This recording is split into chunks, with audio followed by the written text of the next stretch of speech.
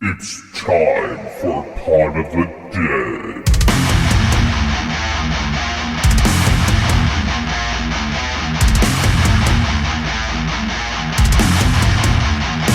Join us.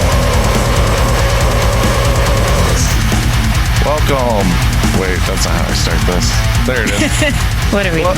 Hello, and welcome to Pod of the Dead. I am your host, Nicholas, and with me, as always, are the two final girls, Stephanie and Natasha. Hi, guys. On today's episode, we are covering the 1992 film Braindead, but in America, Dead Alive. Coming into this this episode, what is your girl's history with this movie or the director? I know of the director, Peter Jackson, but aside from that, all I knew about the movie was just your PSA about it's going to be bloody, and god damn it, why did we agree to this, Steph? Why? Well, it kind of, we'll talk about it in a minute, but I'm kind of with Tasha on this. Like, Nick's like, you want gory, we're gonna give you some bloody stuff. And mind you, we've watched Evil Dead 2, so we're like, well, you know, we've been there, we've seen that stuff. And oh no, you haven't. Yeah, so we put ourselves through this, and I don't mind gore. Tasha doesn't like it, but I don't mind it. But this was needless to say, Peter Jackson. I'm planning to go see one of his movies today. I freaking love him. He made Lord of the Rings, but I would have never guessed this was the same person. Yeah, this was his third film. He'd done two films prior to this, Bad Taste and Meet the Feebles, and this is considered part of his splatter trilogy. All three of those films. Meet the Feebles, though, is like a puppet splatter film. So it's it's like Muppets and stuff. It's like this weird like crime noir film that's just insanely violent. And then Bad Taste is like an alien invasion film. But yeah, this is crazy. It was also funded by the New Zealand Film Commission. Like this. So, Tasha, would you like to tell us exactly what I put you guys through? Oh, you forgot to do your homework, didn't you? I see your face. Yeah, hold up. Pause for dramatic effect. Because I had just watched it, and I was like, I really don't want to have to now read about it. Well, while you're looking that up, I will say, and you're fine. I will say that this movie is considered in some regards to be the bloodiest film ever made. Because there are certain scenes in which like 300 liters of blood were used just in a scene. So you got that, Tasha? Got it? Yeah. All right, what do we got? Now that you mentioned it was called Braindead, I was having a hard time even finding it on Wikipedia because it directs you back to this other one. Do you know why they changed the name? Yeah, so it was called Braindead in New Zealand. It's called a lot of different other names in different countries. The reason being is trademarking for the film Braindead was already taken for another film. So in the States, it was released as Dead Alive, and I have a litany of different names that we'll touch on after we find out what this movie is that are pretty interesting. All right, Dead Alive is a 1992 New Zealand zombie comedy splatter film directed by Peter Jackson and produced by Jim Booth, written by Stephen Sinclair and Fran Walsh. It's based on the original story idea by Sinclair and starring Timothy Balmy. Among others, the plot follows Lionel, a young man living in South Wellington, with his strict mother Vera, after Lionel becomes romantically entangled with a girl named Vakita. Vera is bitten by a hybrid rat monkey creature and begins to transform into a zombie, while also infecting swaths of the city's populace. Yep, that covers it pretty well. The movie. Now, when I told you girls about this film and everything and got your okay for it, that's the crazy thing. I told you there's a love story in this and it's bloody. I didn't lie, did I? No. This is true. But you didn't say how good or bad it was. Well, I guess you think it's good, so that's all here or there. But so it's inherently bad. Yeah. Very rarely will I bring up a film that I don't think is interesting or entertaining in some facet, whether that means it's the greatest film ever or what. This movie I brought because you girls had basically, in my head, kind of challenged me in a way where you're just like, yeah, no, like nothing's going to be, whatever. Like after doing this podcast for so long, I feel like I've seen everything is kind of like the tone. And I was like, oh, okay. Yeah. Okay. Then we'll knock this one off of your guys' list. And that's why I drug you girls back down into the gutter. Literally. Yeah.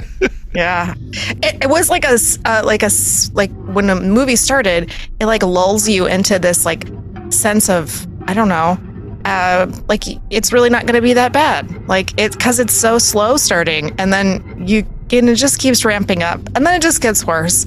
So I'm sitting here, I'm like, is he really making us watch this? And it's like, it's just not so bad, like in terms of how ridiculous it gets, and then it just fucking jumps off a damn cliff, and then we've got all kinds of ridiculousness. We'll get into it after spoilers, but geez, okay.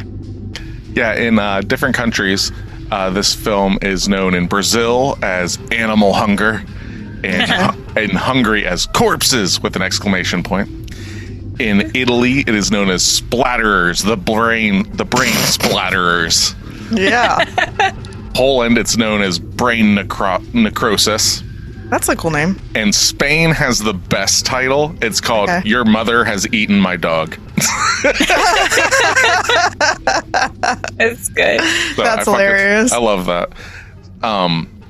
Some interesting bits and stuff. If you're listening to us, and you've not seen Dead Alive or Braindead or whatever, but this is kind of a weird thing to bring up because you more than likely know who Peter Jackson is. Guy that did Lord of the Rings, the King Kong remake, the Hobbit films, all this stuff, right?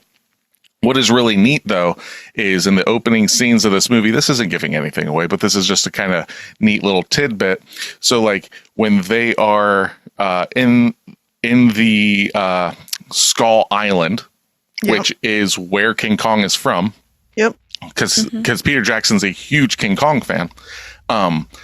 The shot where they're kind of in this like valleyed area, he reuses that exact same spot for the Paths of the Dead. And the Lord of the Rings, yeah. Yep, in the Return of the King. That's the exact same spot where Aragorn goes to meet the dead or whatever. Yeah. Okay, so, I could see that. Yeah, and again, this film, 99% New Zealand actors and stuff. The only person that isn't is Diana Penelver. I'm going to butcher that, but she's the one that plays Paquita. Mm-hmm. Paquita, like, watching this film, like, her acting's really weird and all this stuff and over the top. I found out why. This is her first movie, really, that was not a Spanish soap opera. And that makes 100% sense. And then also the score in this film, I was even saying, it's got a weird, like, soap opera feel, like the music in this. And I'm wondering if that is, obviously, it has to be very purposeful for Peter Jackson to be like, we're doing this love story in this film. I'm going to cheese the fuck out of it and make it super melodramatic. Well, like the first quarter of the film feels like a telenovela. Like that's what but in English. That's the only thing that it felt like to me because it was so over the top. And even the lighting and like the softness of some of it and like the way that, it gets us into the love story and how ridiculous like it is. It's so... that's what it feels like to me, like a soap opera, but like a Spanish soap opera. And so, which I've watched quite a few of those. So yeah, it was very, it was interesting to say the least. So it makes sense that they would have hired her because that's what they were trying to achieve. It's been one of those things that has always struck me as very strange until I started researching this. I was just like, what?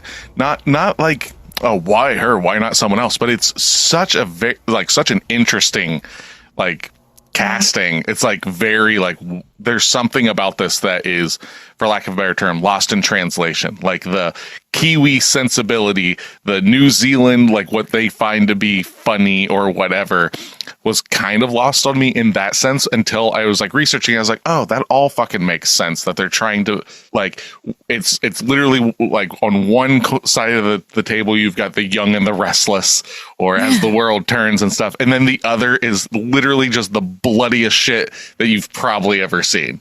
Mm-hmm. So it's definitely an interesting juxtaposition. It's something. So, let's see here. So you guys have also seen Reanimator. You can go back and listen to our episode Reanimator. Yep. Peter Rayner of the Los Angeles Times enjoyed the film, stating that it is the most hilariously disgusting movie ever made, and it makes something like Reanimator seem like a documentary about Mother Teresa. They're just different.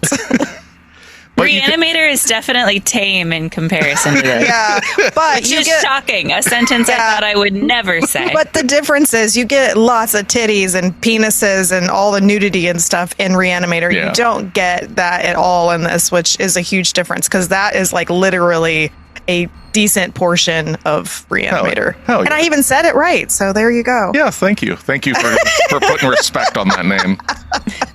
So, this movie, though, is like perfect for like a triple feature of like this, Reanimator, and like Evil Dead 2. Like you can literally see a through line of like this style where it's just, it's not trying to be, well, I mean, Reanimator, when they were making it, was trying to be serious, but I have a hard time believing that when you watch it and you're just like, no, there's so much camp in this. It's so funny. Yeah. Like, I mean, that's obviously debatable, but like, if you look at like IMDb and it's like more like this, it's like Evil Dead 2, Return of the Living Dead, Reanimator, like all of that kind of stuff. These are the films that sculpted me into the upstanding citizen that you see in front of you today. Okay. I honestly remember seeing this before The Lord of the Rings. So we're talking about like, it was probably like freshman year in high school, maybe even middle school that I saw this for the first time. And it was a VHS copy. Like I vividly remember the cover of like the woman's face, like pulled open with the skull face. I'm like, what the fuck is this? And I'm pretty sure this was like Andrew and Logan and just being like we were always just trying to find the weirdest, craziest films. Like in that run is when I first saw like A Clockwork Orange and all. Like that's probably also the first time I saw Evil Dead 2, probably, because I didn't see that until like middle school or something like that. So I mean, I didn't see it until I was grown, so I can't say. Yeah. Well, I mean, we can't say that about Wesley because Mr. Wesley came downstairs and watched the second half of the film with us. he did. Of this one? Of this one. He fucking loved it. And he was like, that is so great. I love this. And I was like, dude, what the All right. It's definitely for someone. It is. And it's one of those things. It's very I don't want to say immature, but it's that quality of just like fart 100% joke, like just like stupid, but like 100% so over the top. And that you will never, ever see a movie like this again. I feel I hope not. Yeah. We will not agree to another movie like this. No. Yeah, you won't agree to it, but it's going to happen. And that's the thing I keep going back to is like, you gave us ample warning multiple times as if like, guys, you don't want to watch this. Yeah, and we still agreed. I knew that this wasn't up your guys' alley, but the fact that you guys were like, you have shown us so many different things.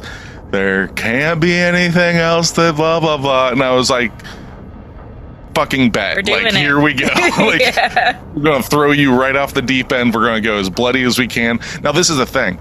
If this film were, like, there are other films, obviously, that are just as gory and stuff like that, right?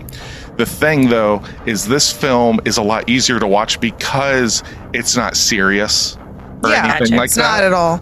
So, like, to think of, like, how brutally gross this film can get in its last half if there are films, I know I always use this as the benchmark, but it's because it's in a super popular gory film, is like Hostel, right? Hostel is a very serious film, and it's insanely gory.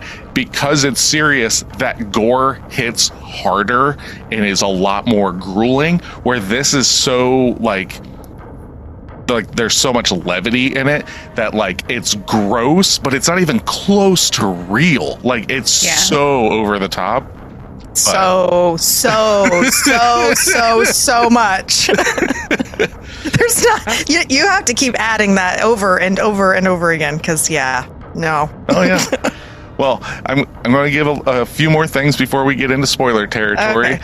That these things are not meant to change your opinions or anything, but I kind of want you guys to know this going into everything. So, if you go on IMDb, all right, Dead Alive is the highest rated horror film for 1992 with a 7.5. That's 104,000 rewiews. Okay. So, like, even more so than the highest grossing horror film for that year, which was, where is it? Bram Stoker's Dracula, which came out that year. Okay. So, that's the Keanu Reeves movie, right? Yep. Okay. 1992 was not a great year for horror upon looking. It's got one of your girls' favorite films, though. Buffy the Vampire Slayer came out that year. And if you'd like to hear how much they love that and how much I loved it, go back and listen to that episode. Yeah. Also that year, Death Becomes Her came out. Oh, that was a really good movie. Okay. Army of Darkness came out that year. Oh, that movie's not good. I don't know. Alien 3, Hellraiser 3, Maniac Cop 3. That's a lot of 3. And Candyman, the original Candyman came out that year. Okay. So there are some good movies, but like this is really the time. The year prior is where Silence of the Lambs comes out.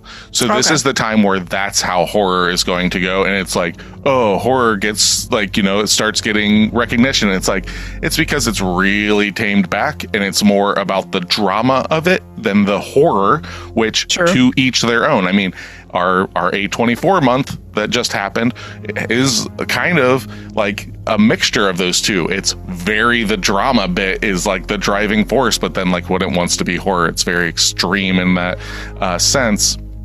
But like around this time is when you're starting to get what is it? Single white female and Hand That Rocks the Cradle and shit like that. Okay. So that's this era. And then this fucking comes out. All right. So this came out 1992. What do you think its budget was? Mind you, it was funded by the New Zealand Film Commission. So the country itself funded this. Yeah. I don't know. I mean, there's a lot of creature design in this, realistically. Very practical effects. But that doesn't mean anything because we watched movies that have that and it's cost still next to nothing in budget. So yeah, this movie has 650 models and masks that were created for this film. It was also the biggest special effects film in the Southern Hemisphere at the time. Okay. I'm going to go with 7 million. Was this a movie like the Chiodos Brothers movie where they did all the work for... No, this was like, actually... So keeping it cheaper? No? Okay. Not really. I mean, like, it's not an insane budget, but, like, when you, like, look at it, you're like, this clearly couldn't have that much of a budget, but it actually has a better budget than you'd expect. Okay. So, yeah, not out of pocket. Like I said, the country funded it no different than they fund, like... period piece films and the opera and stuff like that. Like this was literally funded as like they do it for a lot of films as a way to export New Zealand culture. Come see New Zealand. Yeah. Watch this movie. Yeah, I watched like a 20-minute like news interview, like if you were watching like the 7:00 news where they're like, so this is what they're doing and blah blah blah. And like the guy that's doing the like report is totally not about this movie. And, like they showed up the day that there is the zombie intimate scene. We'll just put it that way. Oh my gosh. All right, moving on. Yes. I'm going to say $8.5 million budget. Okay. So 1992, this movie was made for $3 million. Oh, wow. Oh, way off. Okay. And I do not have a global box office for this. I only have the U.S. box office. So keep that in mind. Okay. I will say, though, what I do have is that the weekend, I believe it is, that this came out in New Zealand. Where is it? There it is. On its initial release in its home turf of New Zealand, this movie earned more per screen than Batman Returns, which was the highest grossing film of the year.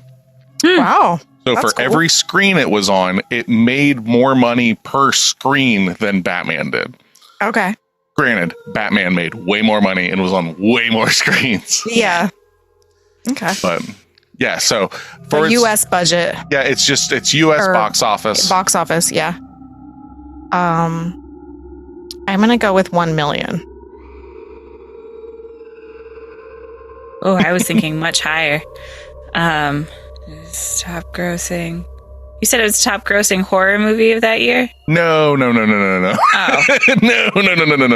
Okay. No, the top grossing one was Bram Stoker's Dracula. This is just that's right. This is just the highest rated on IMDb. Highest rated. Okay, that really changes. Yes, exactly. Yeah. No. This movie is not a box office smash. I would love to live in a world in 1992 where Peter Jackson's Braindead, Dead Alive fucking just breaks all the records. 750,000. It made just shy of $250,000. So it made $242,623 in the US. Okay. I could not imagine going to the theater and watching this. God, I would love. You would love to. that. Yeah. With the right group of people, like that's the prime thing. This movie is one of those things that like it's make it or break it on its crowd. Obviously, like that's could be said about every fucking movie, right? If people like it, they like it. No, but like if you're the more people that you're with watching it that are into it, the more you will enjoy it because it's so fucking outlandish. Like prime example is just it was a week or two ago. I went to the theaters and saw In a Violent Nature, which is like a new slasher film, but it's like from the perspective of the slasher and you're following him and all this stuff. The movie's not the greatest film ever, but all the kills in it are super over the top. And if you like gory stuff and everything, give it a watch. But I was in that theater with probably 20 people or whatever, and they were all like-minded like me. Like when that was happening and it was so gross and everything, we were just laughing because it's so outrageous. And because everybody was aware, like the uncomfortability was like cut, you like hear someone else laugh, it made you more comfortable to laugh at the absurdity of it. So like the crowd was literally like, oh my fucking God, like out loud in the theater, which usually isn't okay in a lot of films, but this was what that film was made to do. And that's what this Dead Alive is basically the same. It's like you're not going there like shh, I need to see what happens in this blender scene. You're just going like, what the fuck am I watching? Yeah, there's a lot of that. Yeah. But like I said, so to give you guys a kind of a viewpoint of 1992, I've already said that Batman Returns was the highest grossing film for that year. This was also the same year that Lethal Weapon 3 came out, Sister Act, Home Alone 2, Lost in New York, Wayne's World, Basic Instinct, A League of Their Own, Aladdin, The Hand That Rocks the Cradle, and Under Siege came out. So this is like That's a really good year. I know. That's amazing. I think I've seen every single one of those movies. I think I've seen it. Well, I don't think I saw The Hand That Rocks the Cradle, but I've seen everything else on that list. I think I've seen it because that's totally a movie that I believe Mom watched. Yeah. So I'm 90. That and like Basic Instinct, I do remember being a film that I was not allowed to watch. Okay. I later ended up seeing it.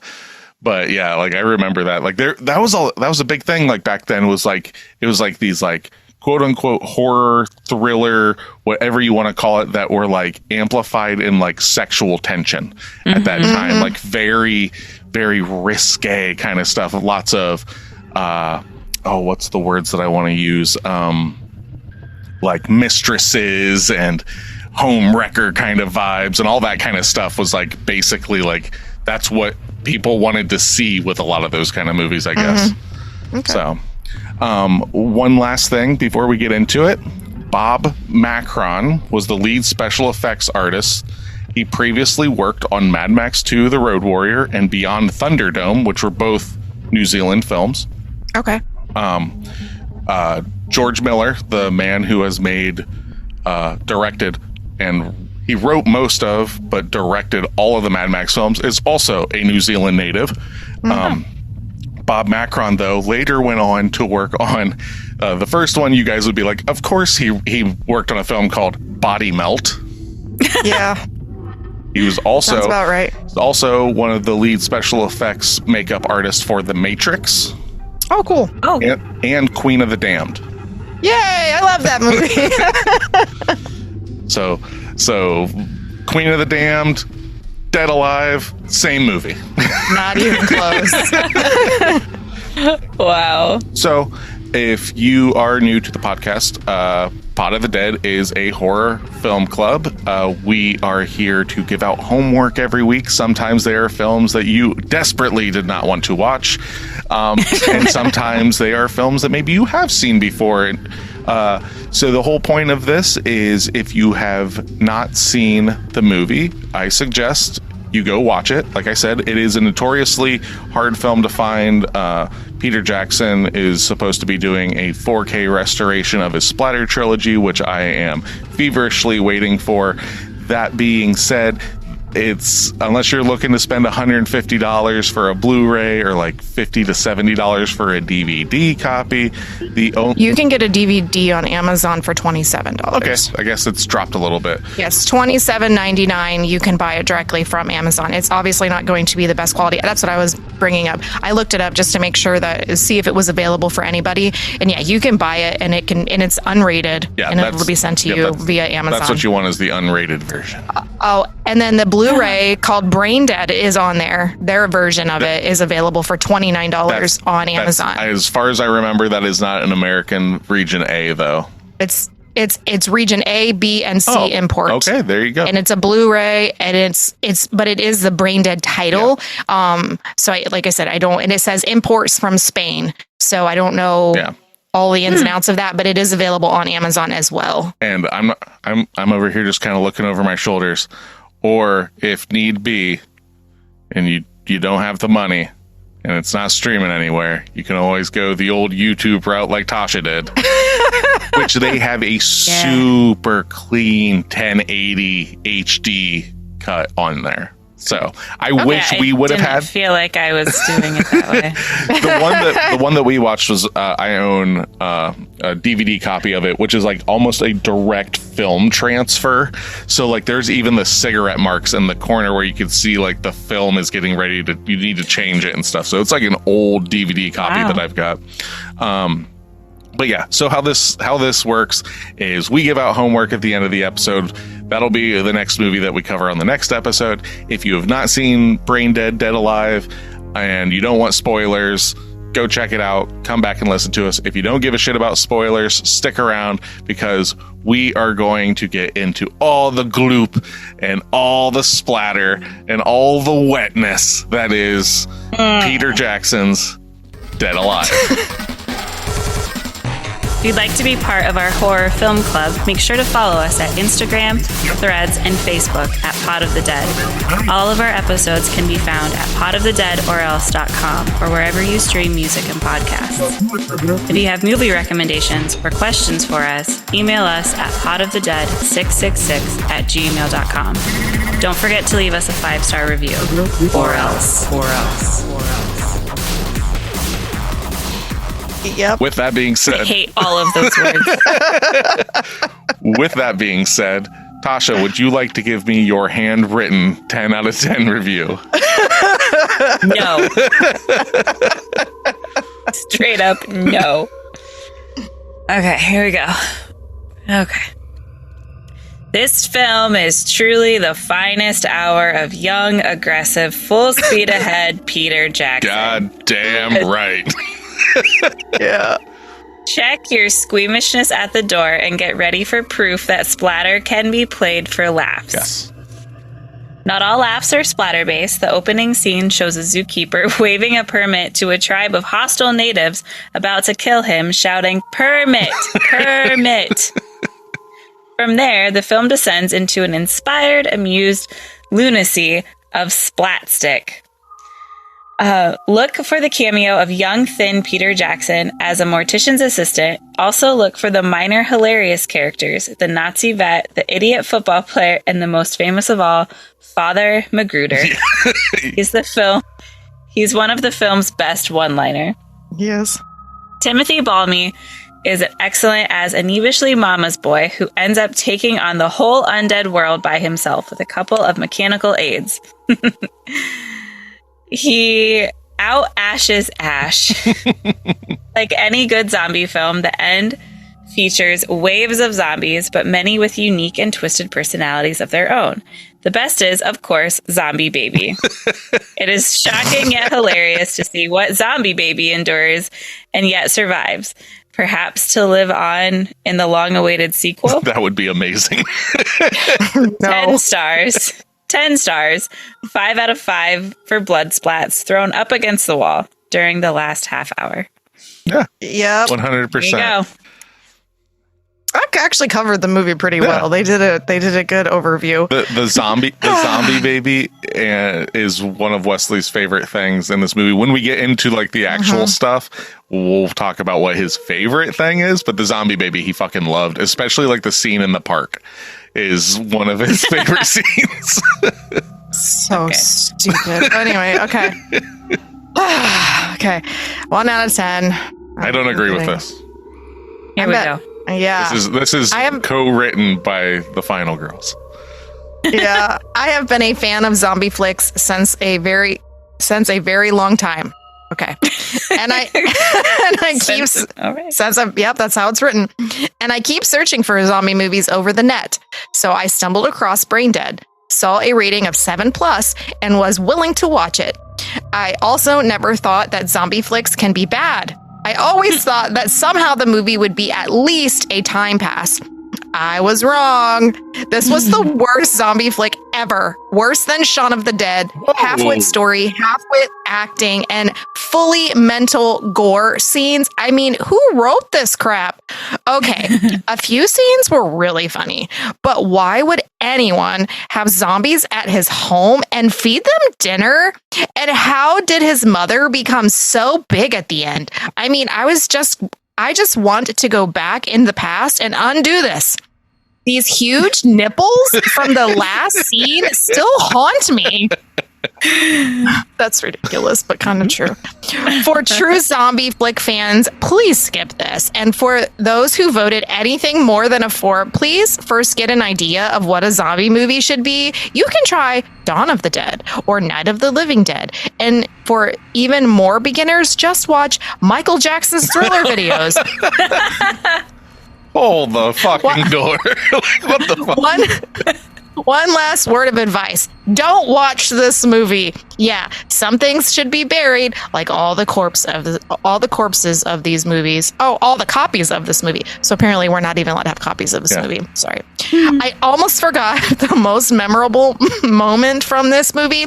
Priest in an English accent while going ballistic on some zombies with his divine intervention, or as we all call it, martial arts. I kick ass for the Lord.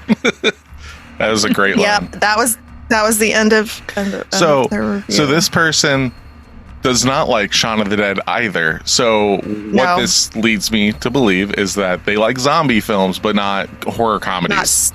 What they said, right. Living Dead, isn't that supposed to be kind of funny? No, the Living Dead films are not. No, I think that's what. They said Night of the Living Dead, Dawn of the Dead. They shat on. Shat on Shaun of the Dead. But like even then, like I don't really understand. Like I don't know.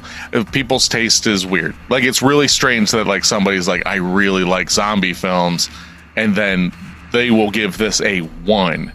Where it's like, I can understand not liking it, but you're giving this a 1 and zombie films are the best. Like, there's a lot of shitty zombie films out there. So, I guess it's a matter of taste. This could be really shitty, like, to that person. But my biggest, I felt like I was watching 2 different movies in this. And then that was one of my biggest gripes, because the first part of this movie was just really not good. Correct. Like, and like, it was just horrible. Like we're getting into it. It's a very slow beginning, other than like you have your like cold open or whatever. It's not really cold open, I guess, but where they're introducing us into the most ridiculous fucking looking monkey bat thing that absolutely is just fucking horrific looking, and not in a good way, in my opinion. And then you're watching like this love story unfold, and it's the most cringy. Yes. Like, I can't believe I'm watching this. Can I come back to when the actual action starts? Because it's so bad. Like, Paquita's character in this, like, which we had talked about how she's supposed to be like an opera or soap opera actress, makes sense. But her acting is horrific in this movie, in the sense of, like, I did not like it. It didn't resonate with me. I don't care if she was a soap actress and that was the intention of this film. I did not find this movie funny in any capacity, and I know it was supposed to be funny. It was ridiculous, but it wasn't ridiculous to the level where I was like laughing about it. I was just kind of going, are we really watching this? And, but the first part of this movie, that's where I was like, it really did feel like a completely different movie from what you got later on in the film. And it was just not, no. Yeah, I agree with the fact of it is like two different films, because like when it comes to how I had to rate this movie, I had to split the film in half and rate the first half and rate the second half and then get the average to give it a real rating, because like part of me wants to like just rate it on that second half and forget the first half, but I'm like, well, no, that first half exists. So when we get into that, like I'll bring that more to the forefront. But the production fell in trouble with local council members when pumping the fake blood for the finale into the Hutt River. Residents noticed a red contamination flowing near Avalon Studios where the film was shot, and alerted authorities, fearing that there had been a massacre. Oh my God. I mean, it was a lot. I mean, there really is. Like, this movie feels like, to me personally, having watched Evil Dead 2 and then watching this, it legitimately is like they took part of Evil Dead 2 and they were like, we're going to take a lot of the acting and a lot of the points from this, and we're just going to try to do it a little bit differently, because we still have a mom in both of them that are very grotesque. We still have a lot of like interesting things like that where they kind of overlap in that sense, like body parts still being alive after they are supposedly severed. You have that aspect. You have like the difference is like the Necronomicon thing is not the same. Like our Necronomicon versus it being a fucking bat. Yeah, that's the biggest difference. The Sumerian rat monkey. That, yeah. But then you have like the gore is very similar, other than this has just more. And then, but like it, and they both have creature features. The mom is very much a forefront in both of the movies, and in this one we've got a guy who uses a fucking lawnmower. Goddamn that right. instead of a sawed-off shotgun and a fucking chainsaw. Like, that's the difference, like in this movie. And like, it just felt like, because that movie came out in like the early or mid 80s. So Evil Dead 2 did? Evil Dead 2 came out in 1987, so it would have been 5 years prior to this. And like I was talking about, like that the triple feature, it's literally Reanimator's 85, Evil Dead 2 is 87, and then this is 92. So it's like taking all of that, stewing it a little bit over the years, and then pumping this out. Yeah, I mean, the Reanimator thing is like the same concept from this, is like where they're injecting things, but he's injecting fucking sedatives into these zombies in this movie versus like trying to reanimate their bodies. Oh no, he accidentally injects them with animal stimulant, which explains why Mom's big titties come out later on. Yeah. I guess because they still put the stimulant in all the other ones too, and they didn't turn into her. Yeah, but they launched out, and she's Mama Zombie. She's the one that got bit. She's the first. Are we trying to find logic in this? I think so. Absolutely. So, but that's where I kind of had a hard time with it, because I'm like comparing the movies and kind of going, well, I feel like they stole this idea. I'm not saying stealing, because like you're just adopting it or whatever, but if I'm going to watch a movie and I actually liked it, and then I'm watching another movie that it just isn't holding up to the same standards that I view it as, and gore and blood doesn't bother me, so it was just kind of like, wow, we have an entire literal floor flooding with blood as he's chopping bodies apart with a fucking... he strapped it to his body. Like, it was so weird. And it was like this whole like getting through the house and surviving mode. Like, that was cool to watch, but it was just so ridiculous. So during that lawnmower scene that you're talking about, the lawnmower itself was pumping 5 gallons per second. That's how much blood was spraying out of that thing per second. It's like 5 gallons. They said that it ran through 200 liters in a minute. So Jesus. Yeah. I mean, I believe it because it was crazy.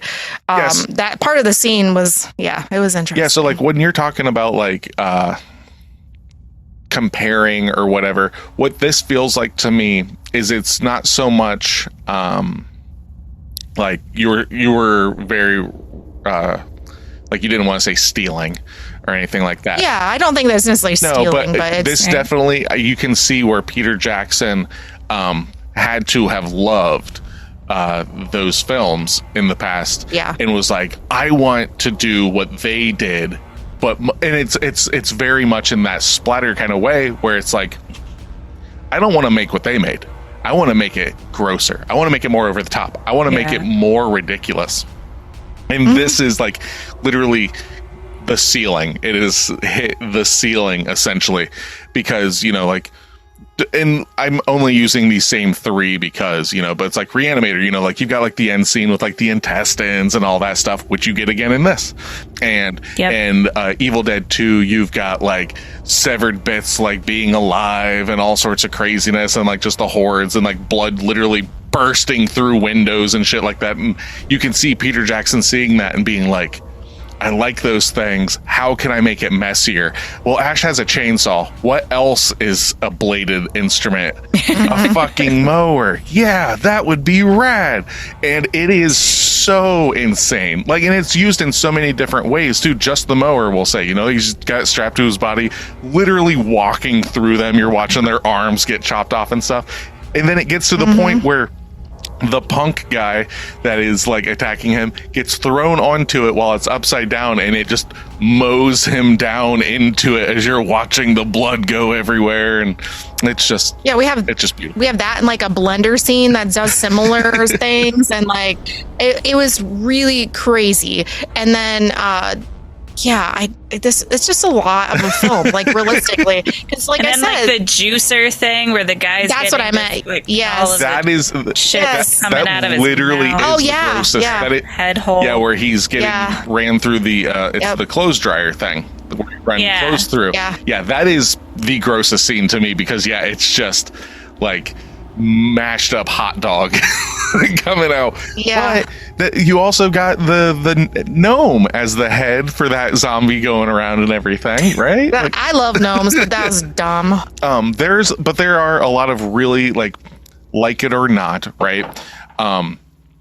Very interesting set pieces. So like kills, right? So like lawnmower, never seen that before, right? Blender, never seen that before. The head sliding around and it's still alive and the camera is still on it the whole time. Genius. The one zombie getting the light. Yep, smashed into the light socket with her. That was fucking brilliant, honestly. So cool. It was so good. That was really good.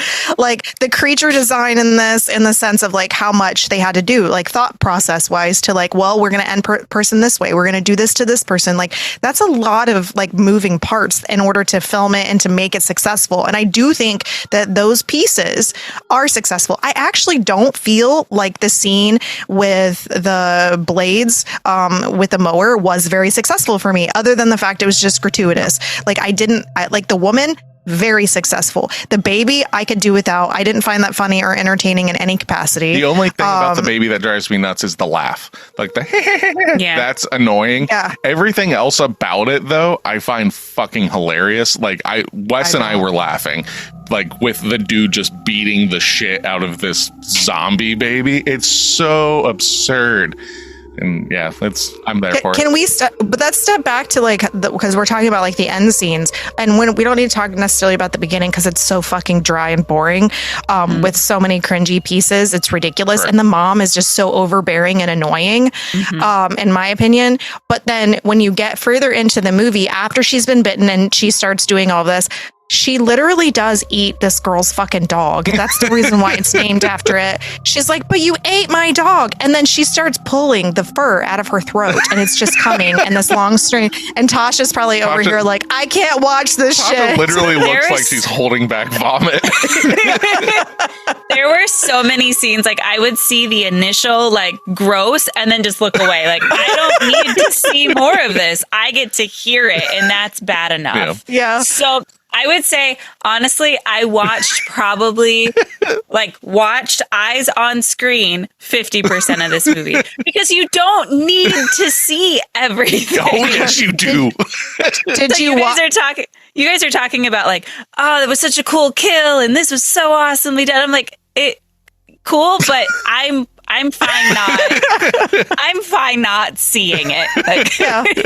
So did you watch enough where this was actually really gross, like in the sense of just making me get a little bit of throw up in the throat, when the mom is at the table, the son is at the table, and they have these people from some place visiting, and she has the sore on her arm that explodes and puts blood into his custard, and he eats it, and then she eats her ear. Okay, so you did see that. So it's like just like how you're describing it, where I say stop is when I'm looking off doing something else, and then the sounds kind of dissipate, and then I look back until the next disgusting thing. Did you see her spit out her earring out of her mouth? I did not. Okay, you missed that part. So she eats her ear and then she spits her earring out. And I was like, realistically, as much as I did not like this movie as a whole, that is very smart writing. Okay, it's very smart.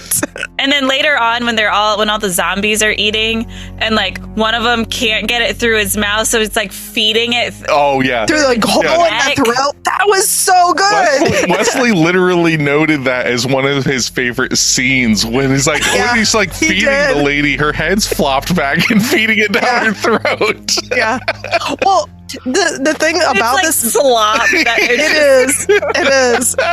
Well, the worst part of this movie, Tasha is having a fucking breakdown right now. Yeah, I know. She is so beside herself. So we have all of these people getting turned, right? And we have our four main people who are turned. We have our mom, right? So then we have is it like a housekeeper or somebody, it's the nurse. The nurse gets turned.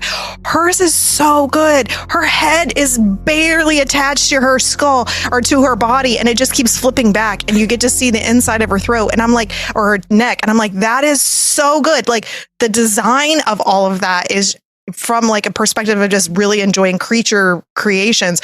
That is so good. And like, I wish they would have spent more time with just the four, not the mom even, because I thought hers was the least inventive and exciting to watch. I thought the other three were. And then my favorite scene, and we were talking about this earlier, after we watched the movie, was the preacher, because he's like in this graveyard and he's like, I kick ass for the Lord, or kick ass for Jesus, or whatever he said. And I was like, yes. And he's literally karate fighting these motherfuckers in the freaking graveyard. And I was like, this is so good. And like, and it's so like over the top, campy, really like ridiculousness. But I was like, yeah, you do it. And then he like obviously gets bitten or whatever happens to him. I can't remember. And then he turns into one. And I loved his because like him and the nurse have like this weird love affair. And so like they're sucking face at this table, and she literally eats his lips off his face. And I was like, it gets stuck to her when he gets pulled away. And she eats it, and I'm like, this is so good. Like, they're doing it on a table, and then that's how we end up with a zombie baby. Like, all of that is so over the top and ridiculous. I just wish that the movie was a lot more about them, because we only get that in like really small like blips, and I thought all of that was far more interesting and entertaining than watching a guy trying to be Ash but not being Bruce Campbell. Yeah. Let's just be honest. Like his character, we're talking about acting abilities and like believability and enjoying. He is not even in the same ballpark to me. And like I think he tried. He was mildly successful. A serviceable job. He was not Paquita. Yeah, exactly. But he's also not Bruce Campbell, and like it's just crazy. That goes to show like Bruce Campbell's prowess as that character. That like not everybody could be that. Like I mean, this guy is attempting to be that. What's his name? Timothy Balm, or Balame, is attempting to kind of, but he's a lot more of a mama's boy, like beaten down, where Ash isn't.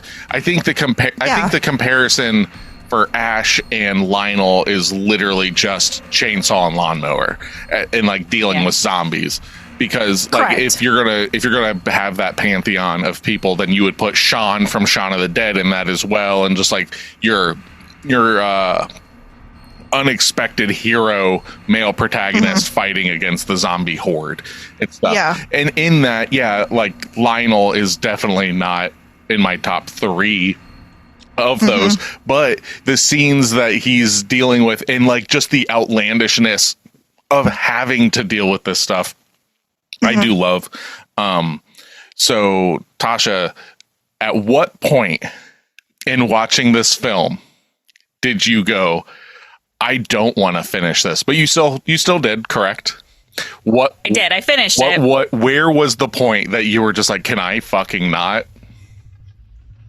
Honestly, it was when he's taping the mom's ripped cheek. That early? That's early on. That early. Oh my God. Was it because of the acting or just the... A lot of it was the quality of the acting. I'm talking about the gore, though. At what point did you just go like, dude, oh man, like this is too much? That was not soon after with the mom eating her ear. Okay. Like it was pretty early on of I don't want to do this anymore. What did I get myself in? Because I knew, seeing enough movies like this, I knew this is tame in comparison to where it's going. Because you see it, and then you see the timestamp, you go, uh-oh. That's exactly what I did. I was like, I'm a half an hour in. What's going to happen? Yeah. So it was very early on. Yeah, I think the least successful part of this movie, other than the beginning, was the end. I think like the middle parts were decent. It kind of jumps the shark a little bit. It does. Oh, you had mentioned and when we were watching this, and it's very true. So when we watched, the dogs are going crazy. The Killer Clowns from Outer Space. At the end when they have the giant guy come out and like it's like ta-da, this is the big bad. The mama was kind of like that in this, and then we have like these really giant ass cheeks coming out on the roof, and then really big grotesque looking titties, and then we've got a belly that opens up and tries to swallow her child back into her womb. Like it was very I didn't feel like it was necessary. And it was just kind of stupid. Like I didn't go, man, this was really cool, smart, blah blah blah. Like I can't imagine how much work went into actually making 100%. that costume, but like, or the set piece. But Jesus, like that's a lot of work. But at the same time, you could have ended it in a different way and not had to put all that time and effort into it, and it would have been more. The ending would have been more successful. Not that the movie was great. I'm just saying like that piece you could have ended it in a different way and it would have been better. Yeah, like we could have stopped with the house catching on fire and like not even have mom coming out of the ground. I 100% agree with that. Like not turning her into a Tyrannosaurus mother kind of thing. Yep.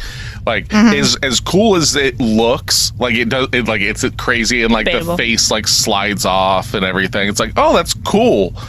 Not necessary, because everything else that's happening, with like the really skeezy uncle, like fucking flying around, chopping things up and everything and getting kicked in the nuts 5 times in this film. It's just deservedly. Yeah. And I don't know how I missed this.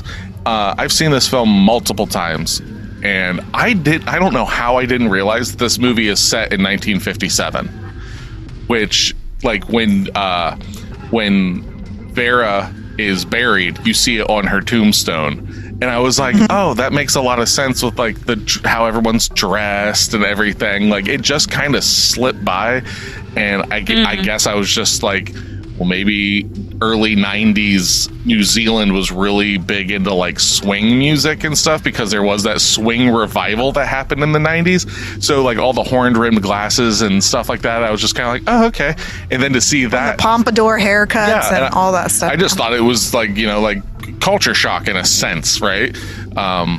But no, it's supposed to be the 50s and everything, and that's where you get like your Nazi veterinarian that's like literally like basically like, no, I wasn't there, like everything was taken from us and all this stuff, and then you see like the swastika under his fucking thing. It's just like, oh my god, like that is a bad taste joke. Like that is, you know, like it is what it is. You could not do that now. Like like it's one of those things where like Blazing Saddles could not be made now. Right? Like that is such a crass film I have a loss of words of what exactly to say. I still do love that film, but you cannot make that now. Like there is no fucking way. So this movie is definitely a product of its time in a way. But yeah, it's a pure fever dream. I don't know of many other films that are so absurd and outlandish as this one, and I'm glad that we actually got to cover it. Not because I wanted to force you girls into watching it or anything. He's lying. No, that's not true. You wanted us to see the grotesqueness and all the loveliness. I warned you guys multiple times. I know. Like this is on us, honestly. It does. As like so many times through this, I was like, I did this to myself. We had an out. Yeah. Because all we had to do was Google the fucking movie. I know. Because this is why I'm glad that we got to do it, is because this isn't a horror history podcast. It's a movie club. It's a film club. And some of these films, some people have missed out on and everything. I do. You guys are going to be like, shut the fuck up. I do believe that this is a very important film in the horror landscape, because without this movie and stuff, you don't get Peter Jackson. You don't get him. Like this is the film that was like his big break onto the scene and stuff. The other two ones were a lot smaller funded and everything. This one actually got more people talking about him. He then went on to make The Frighteners, which has Michael J. Fox, which is the next movie he got to make. After that, you start seeing him start working on his love projects, which are The Lord of the Rings and King Kong and stuff like that. So without 300 gallons of blood being shot out of the bottom of a mower, you do not get Lord of the Rings. I rest my case. Okay, I can see it from that perspective. Doesn't mean I like the film. No, I'm just... and I look at it differently than Tasha. Tasha is being too bloody and grotesque. To me, it wasn't. It was still bloody, but it didn't bother me. So this wasn't bloody enough? It was bloody. It was bloody. But it didn't bother me. Like, it's not like I wasn't going, oh, that's so gross. Oh, that bothers me. Oh, that makes me want to, it didn't do that to me. And I know like Nick's over here laughing as we're watching the movie. Yeah. And I'm like, I don't find any of this funny. Like, I'm just like, oh, I can appreciate the quality of the set pieces, and I can appreciate the what they're trying to attempt and what they're doing, but it doesn't give me the same thing where I have to look away, because I'm just like, that's fine. Like, it's a movie. Gotcha.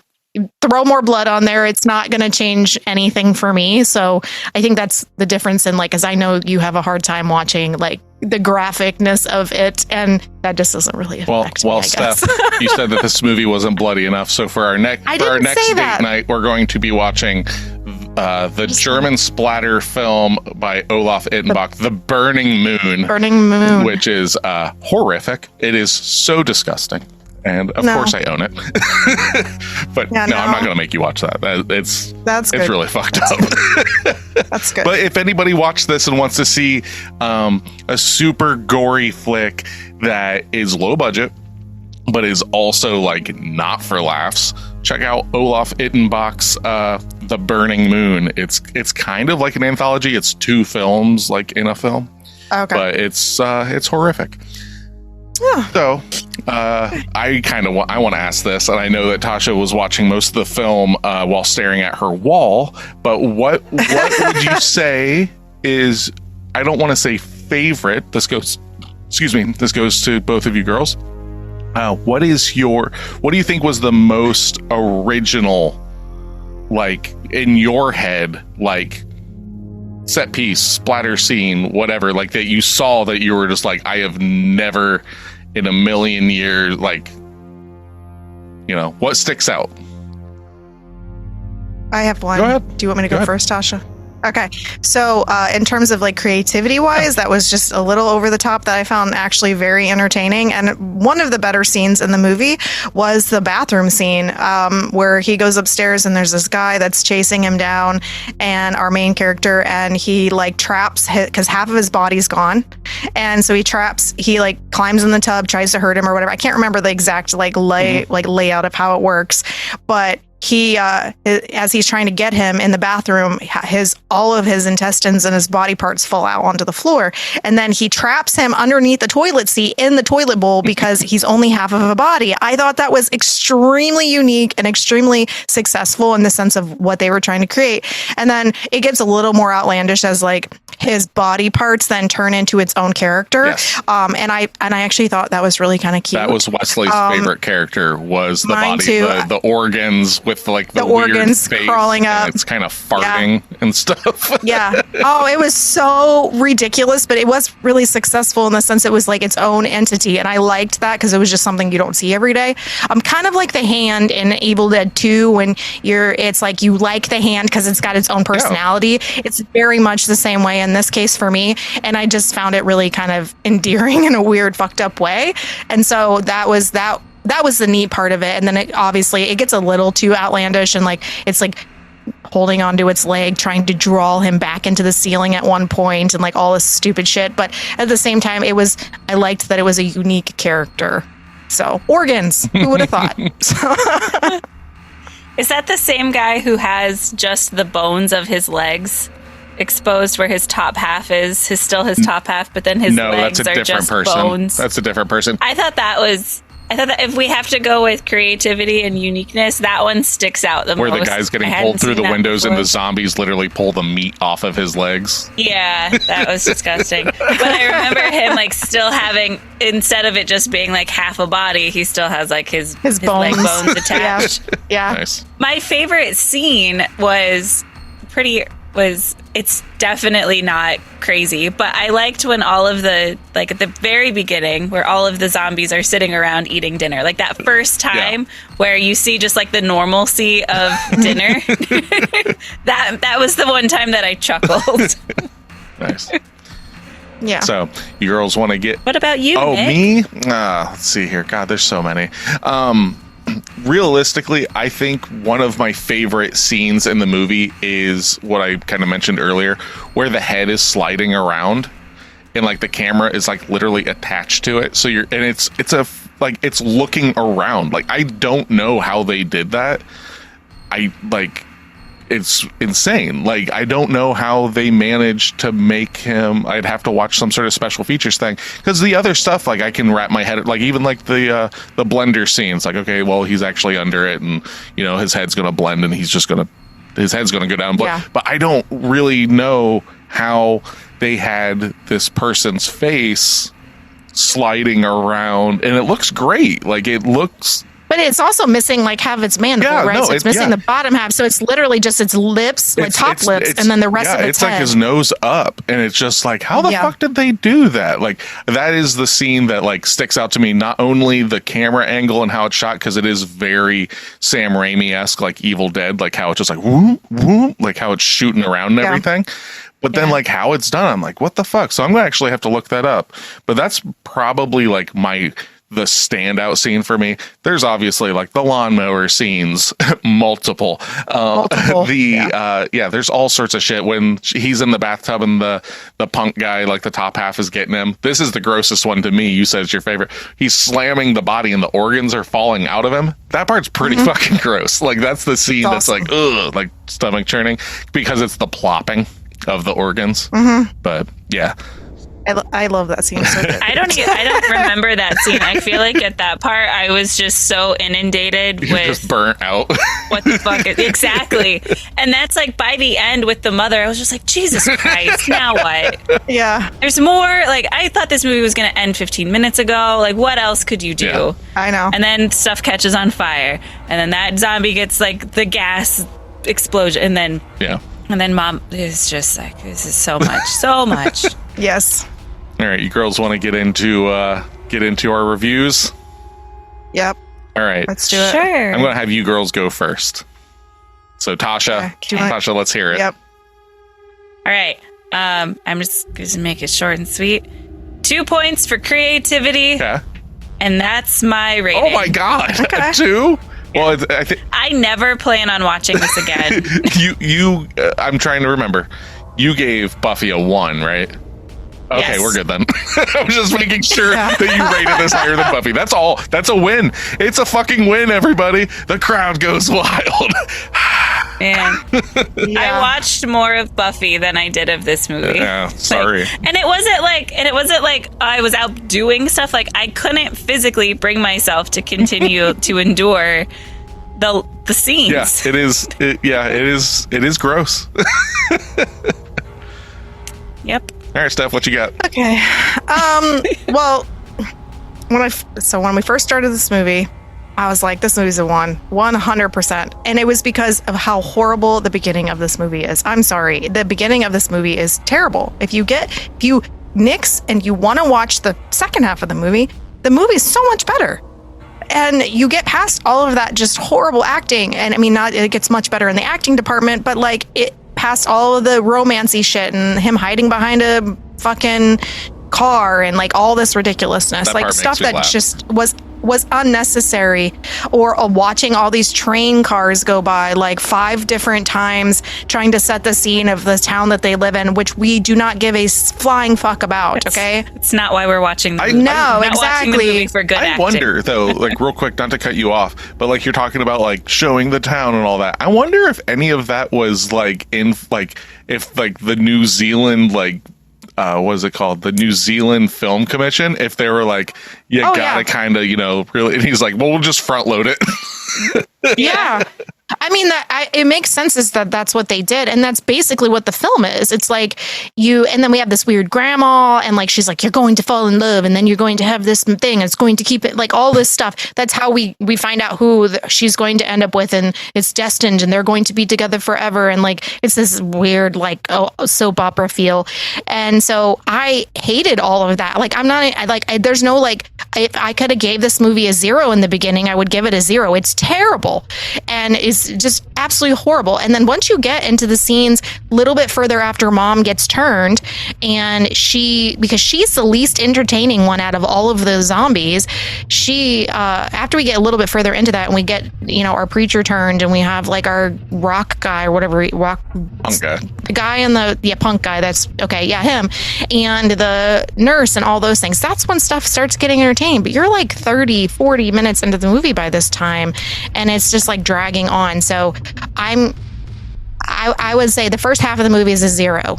Okay, the second half of the movie is like a 5. So I'm gonna give it a 3 because if I could realistically, I would watch it again only if I could skip the entire first half of the movie. Just start at the graveyard. Yeah, I know. Just fast forward to like when we start changing everybody and we get a little more entertaining, and then that's good. And honestly, if they didn't have that and it was acted better and they kept it up like they did, I would have seen rating this movie even higher. But you can't get past that. Like, to me personally, I just can't. So that's where I'm gonna give it a 3. Yeah. So I would like to start this with, you're wrong. Both of you are wrong. Nope. This movie is amazing. But this is also, we watched the same movie. Yeah, this is also coming from a person that, how many times on this podcast have I said practical effects and gloopy, right? Those are my things. This movie is not Evil Dead 2, which I believe I gave a 10, right? yeah. That movie's way better. This movie is not Reanimator, which I believe I gave an 8. Yep. This is Dead Alive. And I agree with the fact that the beginning half or so is bad. Like, legit bad. That being said, once we get to eating the dog and shit on, this movie makes me laugh unstoppably through the entire thing. You can ask Steph. I was chuckling nonstop at the entirety from that point forward. Even the jumping of the shark and the grotesque mom monster. As much as I'm not a big fan of it as a film, I think it would be better without it. The outlandishness of it makes me laugh. All that being said, I'm giving this movie a 7 out of 10. So you like the other movies better, Correct. but not that much better. Yes, okay. like I'm kind of surprised you didn't rate it the same as like Reanimator as much as you like it. I do. The big reason, if that beginning was not as a fucking drag, it would be in that Reanimator category and stuff. Reanimator for me is enjoyable from beginning to end. This one, I 100% agree. It's like, we'll just fast forward through all this bullshit and then go. Because of that, I'm going to knock it down a little bit. But yeah, like I'm very comfortable with saying a 7. Maybe even agreeing with IMDb with the 7.5. But I think that like that beginning and then the mom monster at the end, as cool as it looks, by the time you get to it, it's not necessary. So 7 it gets. Yeah. Okay. Do you think that they put the mom monster in there because, like in Evil Dead 2, they had a tree monster? Could be. And so, like, this was their. They had budget. Like, they had their way of creating that. They had budget to spare because when the film was initially done, they still had like $45,000, and that's when he ended up making the park scene where Lionel and the baby go to the park, which Peter Jackson then goes on to say is his favorite scene in the movie.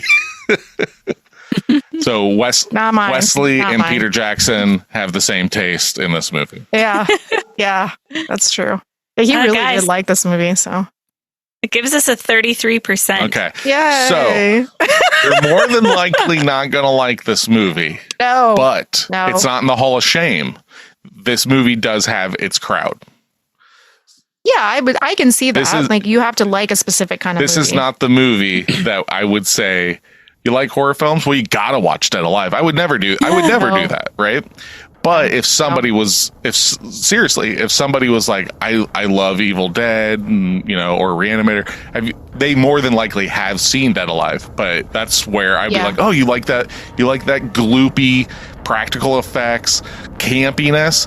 There's nothing gloopier, there's nothing campier than Dead Alive. So mileage may vary. That's a good question.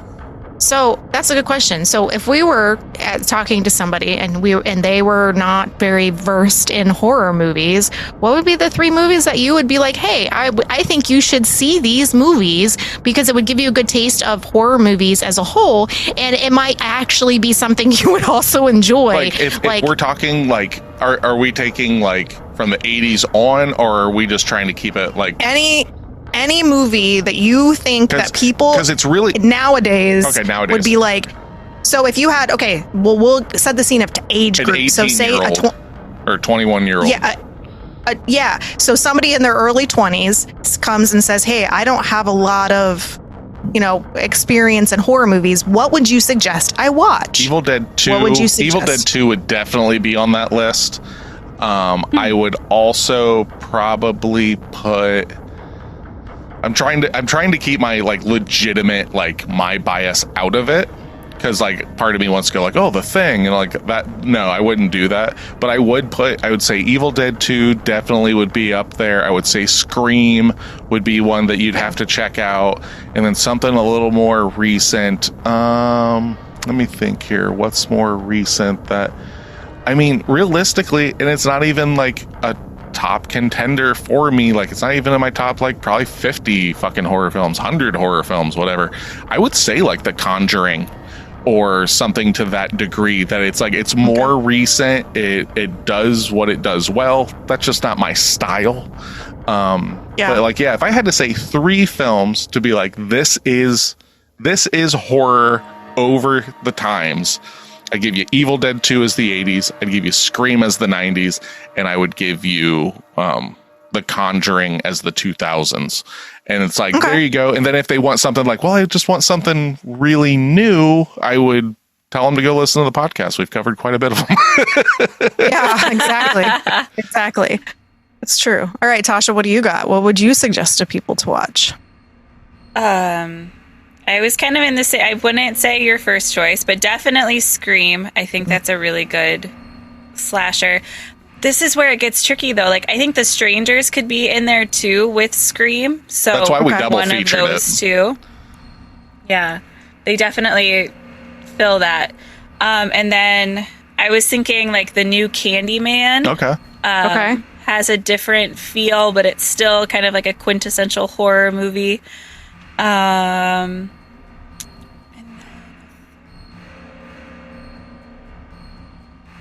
Some type of zombie movie, I think would be a good, but I can't think of one right off the top of my head that would be not too niche. The Dawn of the Dead remake that came out in 2003, which we'll be covering in a few months.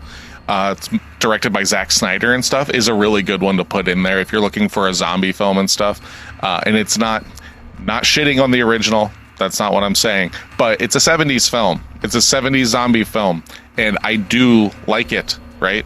But like, to get somebody more interested that's not familiar with the horror films, it's kind of like you're kind of shooting yourself in the foot to say, well, you've got to watch The Exorcist, The Omen, Dawn of the Dead. And it's, why not like Train to Busan? That would be a really good like one. Zombie good film. I was thinking that one, but that one is so I don't know. That one is really, really dark. Where like I feel at least there's a lot more going on aside from it just being a zombie movie. Yeah. Correct. Yeah, it's true. What do you got, Steph? Okay, this one's really hard for me. I ask the questions and I'm always terrible at like following up my own answers. This is like one of my, and Nick is always like, if you're going to ask, you have to freaking answer. I'm like, I know, Jesus, put me on the spot, even though I'm the one asking the damn question. I know that. I 100%, when we were talking about this, the first movie that came to my head was Scream. Only because I'm like, that movie is so accessible across pretty much anybody. Right. It is a slasher film technically, but like it's so good and like it makes fun of itself and it's so accessible for anybody, and like it's definitely a baby put your toes in the deep end of horror and like enjoy it and have fun, and it's funny, and it's just really, I just really like that movie. And I don't know if it's just because we're all a product of the 90s, you know, where that's where we grew up and that's why the nostalgia is there, but I completely think that it's better than going and being like, watch Halloween, watch Jason, you know, those kind of movies. Whoa, you're talking to my boy Jason all wrong here. Jason goes to space. He goes to Manhattan. Come on.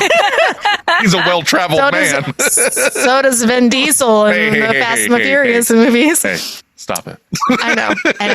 And then just because I always recommend this movie to fucking everybody, I don't care if you would like it or not. I do think it's just too fucking adorable not to recognize it.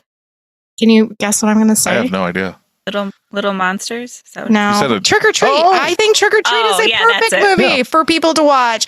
It gets you, if you're going to watch a movie around Halloween and you just want to get in the mood and you're not used to horror movies, that's the perfect movie to watch. I fucking love that movie. So much. I can watch it over and over and over again. So, and then for like, and I know Nick's definitely not going to agree with this one. Tasha might. I think Bird Box is a great one too. God, no.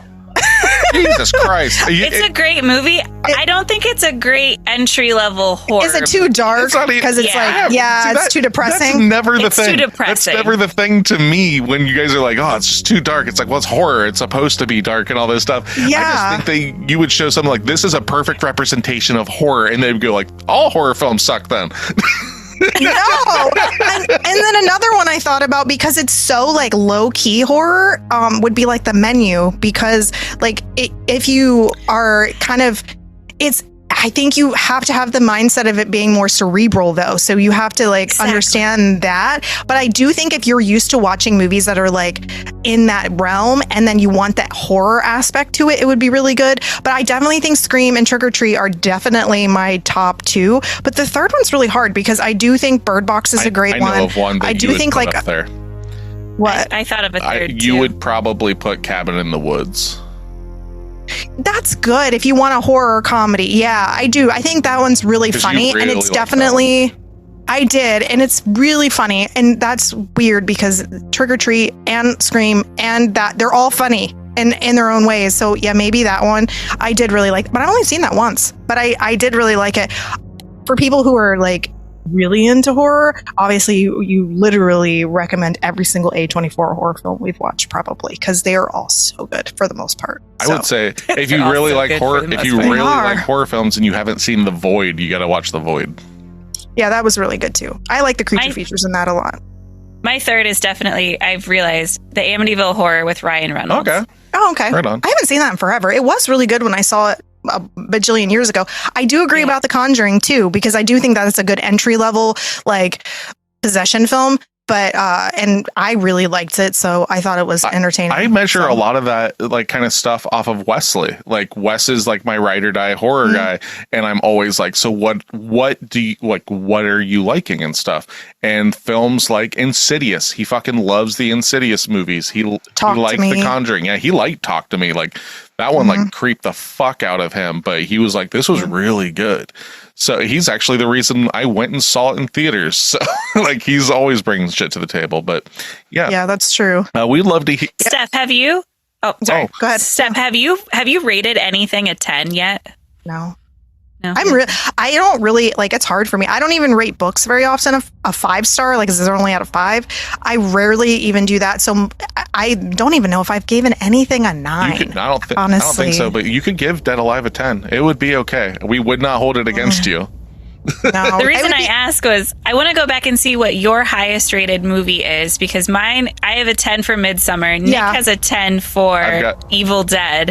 Yeah. So I think I've got a 10 for two films. Differences. I think I've given. Yeah, maybe today, since I don't have a lot of stuff to do for work, I think I'm going to go into all of our podcast stuff and try to pull all of our numbers out and put it on this spreadsheet. I already started. I just haven't finished it yet. So I can get all of our ratings. And then once I can share it to you, and then you can see like all of the differences between us. I'm maybe it'll make it. Maybe they'll have a graph or something. I can be nerded out and make something. I don't know.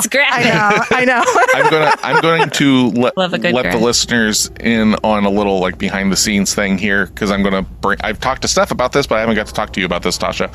So talking about how this is a movie club and not a film history class, there are certain what's the word, IPs, intellectual characters, whatever, that I would like to cover, but I don't want to feel the need that's like, well, we got to watch Nightmare on Elm Street 1, you know? So what is going to happen in the future? There will be a time where we are going to cover a Nightmare on Elm Street film, and I'm going to leave it up to you girls to talk amongst yourselves to figure out which one we're watching.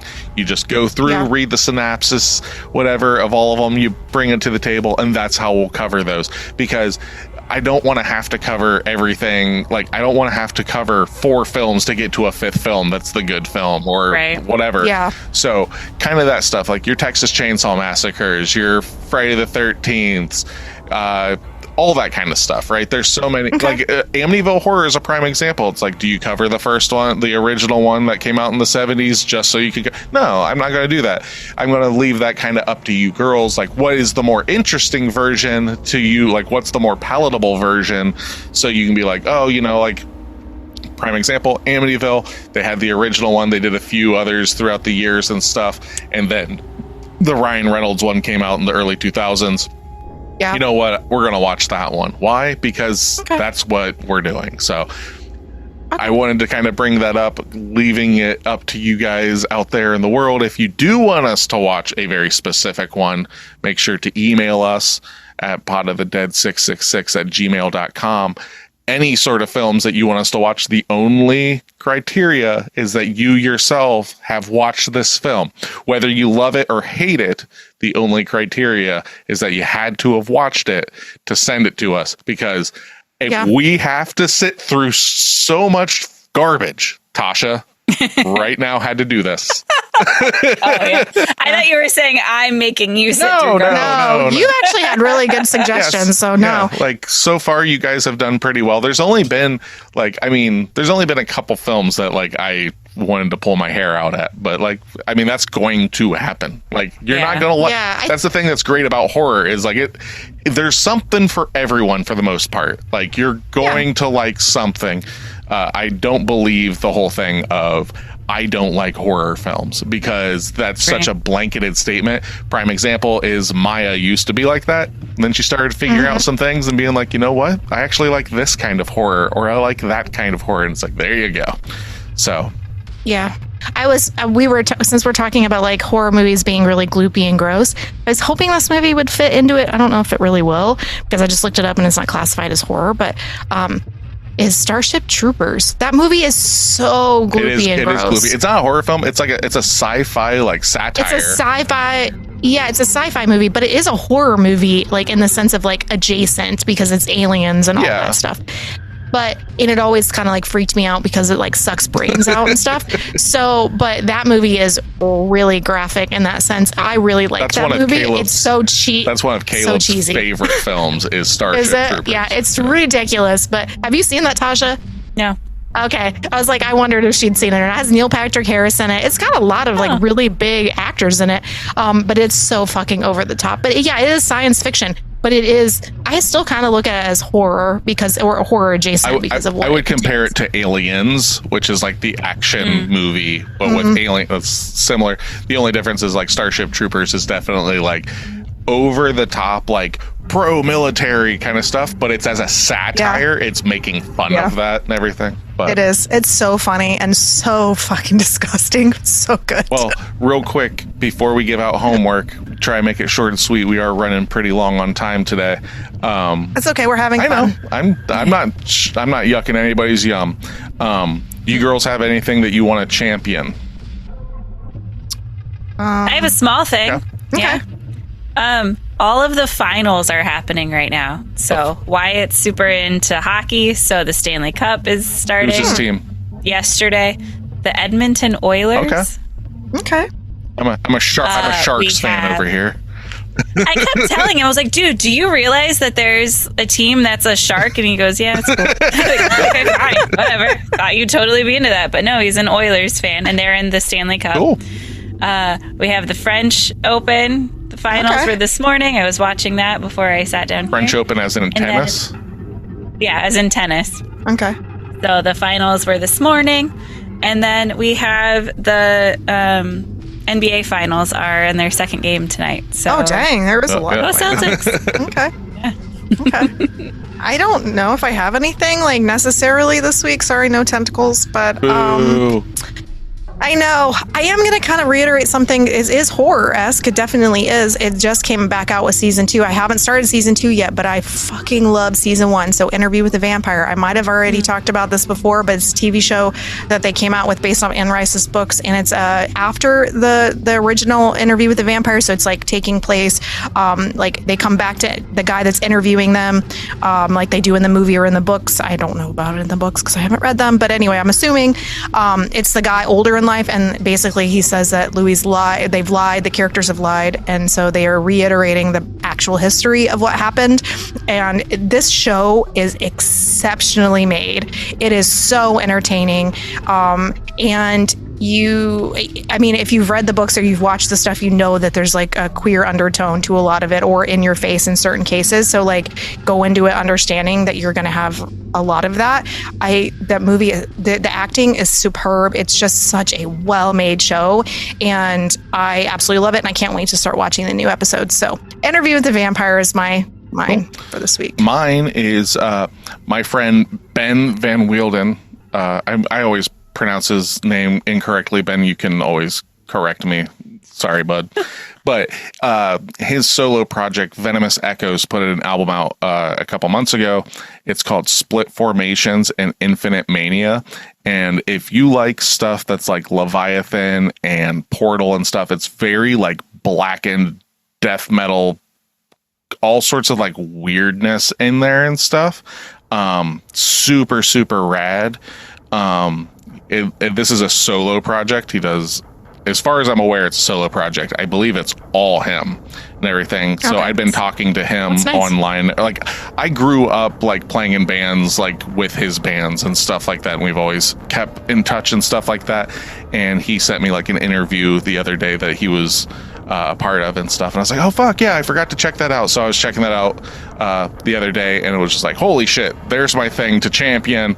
Venomous Echoes. The album is called Split Formations and Infinite Mania.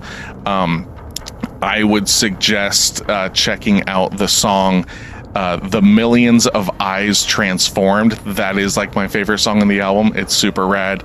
But yeah, give it a listen. You know, shout out to Venomous Echoes. Hopefully we get some more shit down the pipeline. Yeah, but now I love that. It is homework time.